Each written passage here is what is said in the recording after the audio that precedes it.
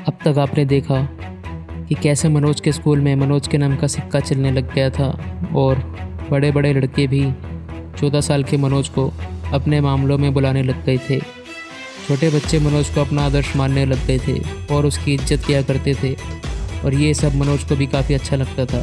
अब आगे स्कूल में रिसेस का समय था और मनोज अपने कुछ शागिर्दों के साथ मैदान में खेल रहा था कि तभी वहाँ से एक 12वीं क्लास का लड़का आया। मनोज उस लड़के से पहले भी हुए लड़ाई झगड़ों में मिल चुका था, इसलिए वो उसे शक्ल से पहचान गया। उस लड़के ने मनोज से आगे कहा, मनोज भाई, कुछ लोग राहुल को बहुत बुरी तरह से पीट रहे हैं। राहुल स्कूल में आने वाले सबसे अमीर लड़कों में से एक था। वो हमेशा ही शोशा में रहा करता था और छोटे मोटे लड़ाई झगड़े करता रहता था और अक्सर मनोज को अपने झगड़ों में बुलाया करता था। मनोज भी उसके झगड़ों में चला जाया करता था, इसलिए नहीं कि वो दोनों दोस्त थे, बल्कि इसलिए कि मनोज का उसकी मदद करना हमेशा एक फ़ायदे का सौदा रहता था। मनोज राहुल से कभी भी पैसे मांग लिया करता और हमेशा राहुल से उसकी चीज़ें ले लिया करता था। बस बदले में वो हमेशा राहुल के मसलों में उसकी मदद करता था, जो कि मनोज के लिए आम बात थी। ज़्यादातर मसलों में लोग मनोज को देखकर ही पीछे हट जाया करते थे, लेकिन जिन मसलों में लोगों के ऊपर मनोज के खौफ का कोई असर नहीं हुआ करता था, उन मसलों के लिए मनोज बाहर के बदमाशों को बुलाया करता, जिनके साथ उसने यमुना नदी के तट पर दोस्ती बना ली थी। राहुल के बारे में जैसे ही मनोज ने सुना तो उसे ये मौका बहुत अच्छा लगा राहुल से अच्छे पैसे ऐंठने का, इसलिए मनोज राहुल की लड़ाई में चला गया। जैसे ही मनोज तीसरी मंजिल पर राहुल की क्लास के पास पहुंचा तो उसने देखा पूरी मंजिल खचाखच लोगों से भरी हुई थी। इसमें कुछ लोगों को छोड़कर सभी लोग बस देखने वाले ही थे और कुछ लोग बस बहती गंगा में अपना हाथ साफ करने के लिए आए थे। लेकिन जैसे ही मनोज वहां पहुंचा तो उसने ज़ोर से चिल्लाया, राहुल! इतनी ज़ोर की आवाज़ सुनकर सभी लोगों का ध्यान मनोज के ऊपर चला गया। सभी स्टूडेंट्स मनोज को देखकर ये समझ गए थे कि अब मैटर कुछ बड़ा होने वाला है। मनोज को देखते ही सभी बच्चे साइड हो गए और मनोज के लिए बीच से जाने के लिए एक रास्ता बना दिया। मनोज लड़ाई की जगह पर पहुंच गया था। जैसे ही उसने देखा अकेले राहुल के ऊपर चार लोग लदे हुए थे और राहुल के ऊपर लात से बरसाए जा रहे थे, वहीं मनोज बीच में घुस गया और एक एक करके सभी लोगों को वहां से निकाल के पीछे की ओर धक्का देने लगा। 3 लोगों को तो उसने छुटवा दिया था, लेकिन जैसे ही मनोज चौथे बंदे के पास गया और उसके कंधे पर हाथ रखा, उसे पीछे की ओर खींचने लगा तो उसने देखा कि वो लड़का पीछे हटने को तैयार नहीं था।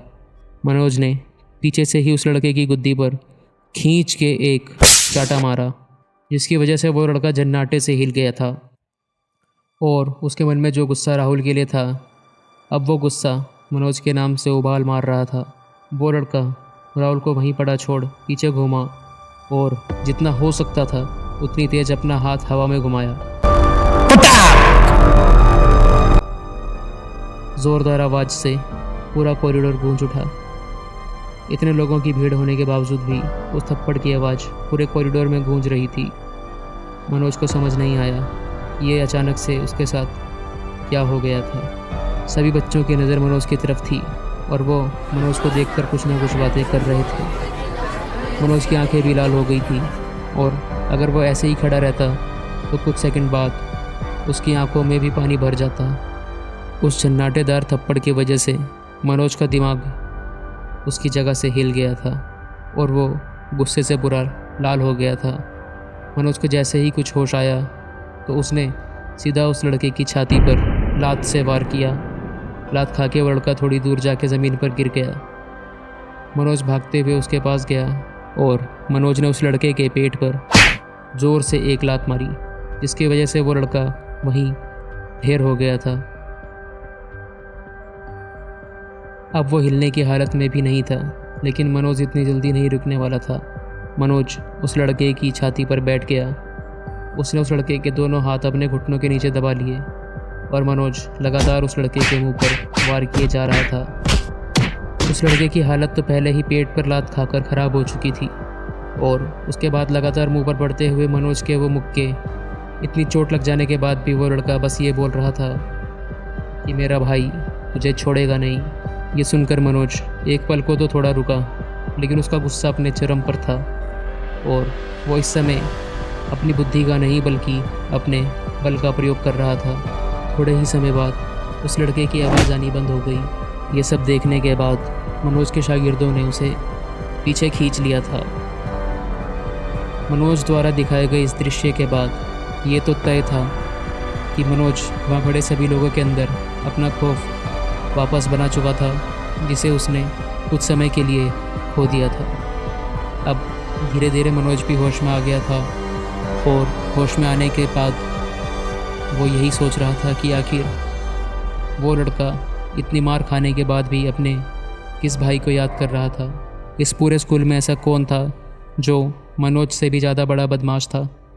ये सोच कर कुछ पल तो मनोज को ऐसा लग रहा था, लेकिन कुछ पल मनोज को ये सोच कर डर भी लग रहा था कि अगर सच में कहीं वो लड़का किसी बड़े बदमाश का भाई हुआ तो शायद मनोज का ये खौफ जो उसने इतने सालों में बनाया था वो ख़त्म ना हो जाए। आखिर कौन था वो लड़का जिसके बारे में सोच कर मनोज के मन में कई तरह के सवाल आ रहे थे। अगर आपको इसका जवाब पता है तो नीचे कमेंट में हमें बताइए और आगे की कहानी सुनने के लिए जुड़े रहें हमारे साथ।